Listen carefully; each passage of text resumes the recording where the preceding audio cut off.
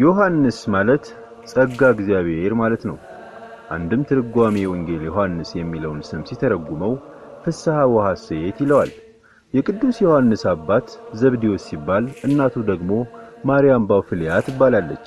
ቅዱስ ዮሐንስ የተወለደው በገሊላ ሲሆን ከወንድሙ ከአባቱና አባቱ ከቀጠራቸው ሰራተኞች ጋር አሳ በማጥመድ ይኖር ነበር።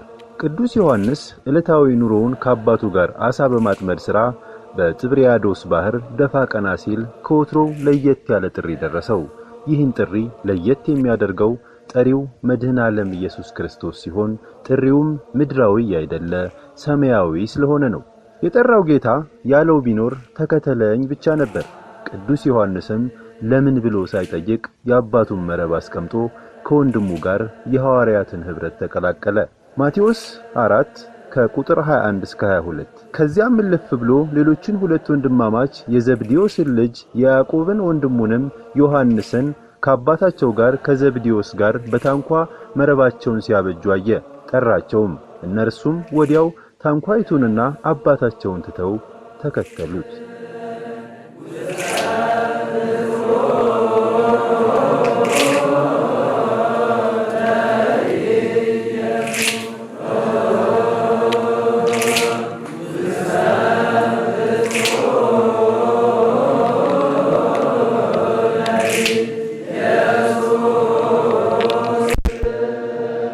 ቅዱስ ዮሐንስ የስብከቱን ሥራ በኢየሩሳሌምና አካባቢዋ የጀመረው ወደ አንጾኪያ ሄዶም ያስተማረው ከቅዱስ ጴጥሮስ ጋር ነው። ጣዖትን ከሚያመልኩ ሰዎች ብዙ መከራ ቢደርስባቸውም በአንጾኪያ ውስጥ የክርስቶስ ወንጌል በመስበክ ብዙ ሕዝብ አሳምነዋል። ቅዱስ ዮሐንስ ከዚህ ሌላ ያስተማረባት ሀገር ሎዶቅያ ስትሆን ወደ ከተማዋም ገብቶ ብዙ ተአምራትን ካደረገና ወንጌልን ከሰበከ በኋላ ካዩት ተአምራትና ከሰሙት ትምህርት የተነሳም ብዙዎች አምነዋል። መጽሐፈ ስንክሳር ሐምሌ 5።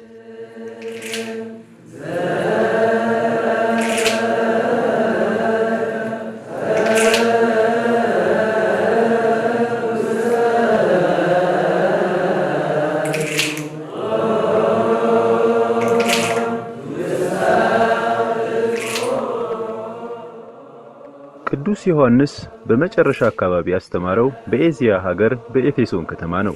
ቅዱስ ዮሐንስ በኤፌሶን በሚያስተምርበት ጊዜ ከኔሮን ቄሳር ቀጥሎ በሮም የነገሰው ድምጥያኖስ የራሱን ምስል አሰርቶ እንዲሰገድለት ወደ ኤፌሶን ላከ።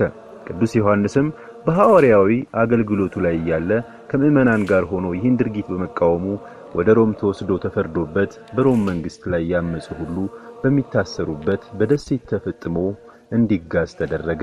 በዚህ ቦታ ሁለት ታላላቅ የሐዲስ ኪዳን መጻሕፍት ተጽፏል።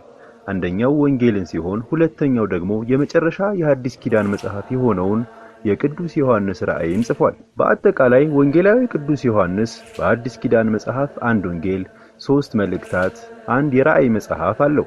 ቅዱስ ዮሐንስ ከደቀ መዛሙርቱ ሁሉ የተለየ ፍቅር ስለነበረው ጌታችንን እስከ እግረ መስቀሉ ድረስ ተከትሎታል። ለዚህም መላው የሐዲስ ኪዳን ክርስቲያኖች ወክሎ የእመቤታችንን እናትነት ከጌታ ተቀብሏል። በዚያች የመከራ ሰዓት የተገኘ የቁርጥ ቀን ወዳጅ በመሆኑ ባደራ መልክ እነሆዋት እናትህ ተብሏል። እርሱም ለእመቤታችን ልዩ አክብሮትና ፍቅር ስለነበረው በእናትነት ተቀብሎ ወደ ቤቱ ወስዷታል። አደራውን አክብሮ በመጠበቅና በማጽናናትም ሲታዘዛት ኖሯል።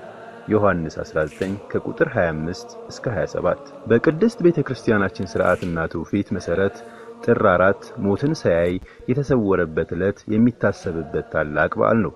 ይህ ቅዱስ ዮሐንስ በዚህ ዓለም ለ99 ዓመታት ከኖረ በኋላ ሞትን ሳያይ ሳይቀምስ የተሰወረበት ታላቅ በዓል ነው።